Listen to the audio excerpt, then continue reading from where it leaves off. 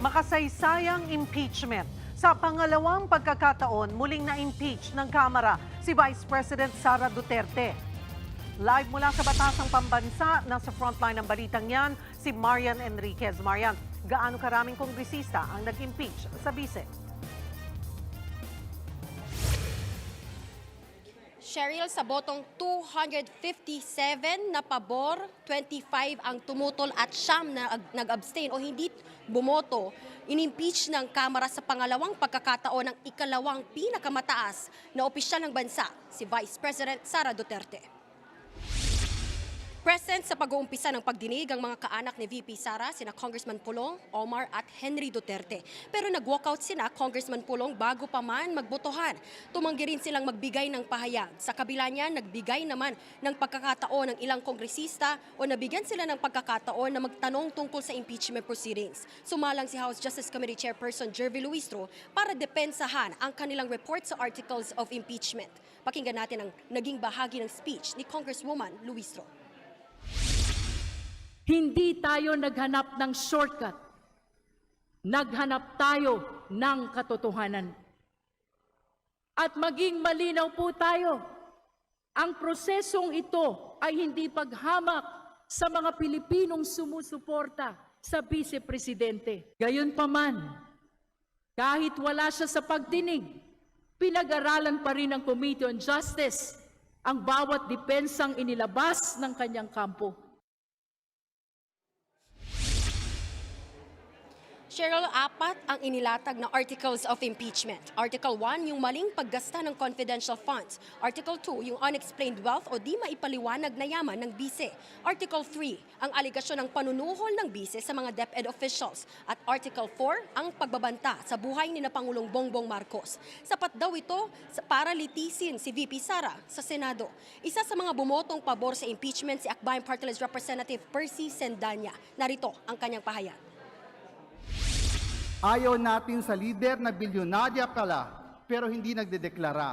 Ayaw natin sa lider na kumukubra at naglalabada ng pera mula sa droga. The numbers do not lie. The majority of Filipinos want to start the impeachment trial and they want to start it forthwith. Who are we to stand in their way? Simula na ang paglilitis. Convict Sara now. Samantala, Cheryl, kabilang naman doon sa 25 bumotong hindi pabor o tumutol ay sina Congressman Kiko Barzaga at Paulo Marcoleta. Pakinggan po natin yung kanilang mga pahayag. Sara Duterte is our nation's most vocal anti-corruption figure, as she's the first one to reveal the massive flood control corruption in the 2025 budget and the involvement of former Speaker Martin Romualdez and Appropriations Chairman Zaldico. Anong klaseng kahipokrituhan ito? This impeachment process is not really for accountability. Sa gitna naman ng deliberasyon, nagtanong si Congressman Leandro Leviste tungkol sa alegasyon ni Senator Amy Marcos ng bigayan ng 2 million pesos na pondo sa mga babotong i-impeach si VP Sara.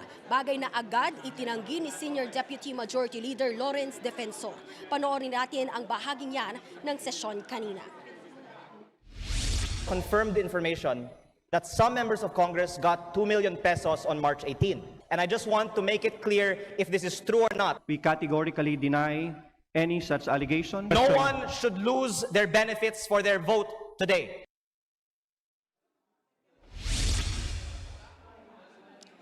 Cheryl, suspended na nga ngayon yung sesyon dito po sa plenaryo at kanina nga inanunsyo na inendorso na po ng Kamara ang Articles of Impeachment sa Senado na siyang tatayong impeachment court. Yan muna ang latest dito sa Kamara. Balik sa'yo, Cheryl. Marian, sino-sino yung bubuo sa House Prosecution Team sa paglilitis ng Vice President Sara Duterte sa Senate?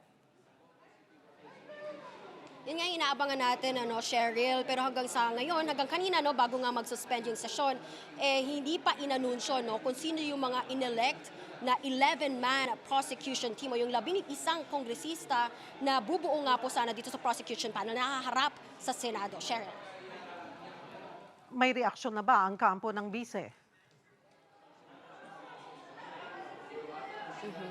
Yes, Cheryl, naglabas na nga pahayag yung kampo nga po ni VP Sara ayon nga po sa kanyang defense team. Aware naman daw sila dun sa naging botohan nga ng Kamara dito sa Articles of Impeachment at nasa kanila na raw dito nga sa mga complainant yung burden ng pagpuprove nga nung kanyang mga paratang na ayon po sa konstitusyon at handa na rin daw itong kampo ni VP Sara na humarap po sa paglilitis sa Senado.